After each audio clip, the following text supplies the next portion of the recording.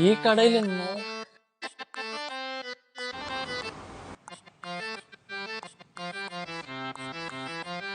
ചേച്ചി ഇത് മൊബൈൽ കടയാണോ?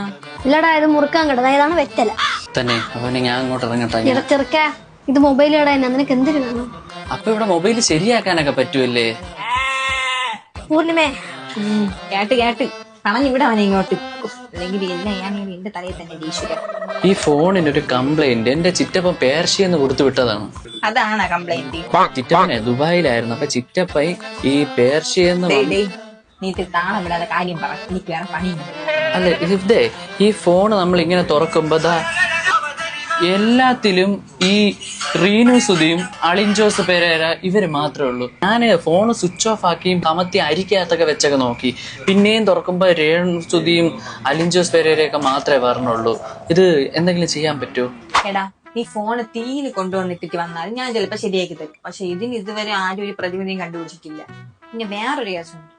നീ ഈ ഫോണ് കൊണ്ടുപോകും. ഇതാകുമ്പോ പാട്ടും കേൾക്കും. നിനക്ക് വേണ്ടി പാമ്പ് കെട്ട ഗെയിമൊക്കെ കളിക്കാം. ഒരാഴ്ച കഴിയുമ്പോ പ്രശ്നങ്ങളൊക്കെ മാറും. പിന്നെ ഇതേ ഉള്ളൊരു വഴിയല്ലേ? അപ്പൊ ഇതിനകത്ത് വരെ ശല്യമൊന്നും കാണൂലല്ലോ? ഇല്ല. താങ്ക്സ് ചേച്ചി.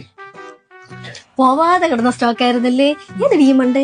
എടി, അവനെ കുറ്റം പറയാൻ പറ്റില്ല. ഇപ്പൊ ഫോൺ തുറന്ന ഇതല്ലേ ഉള്ളൂ. നീ എന്തിനാണ് ഇവിടേക്ക് വന്ന് തൂത്തിട്. ഇനി ആൾക്കാര് വരാം.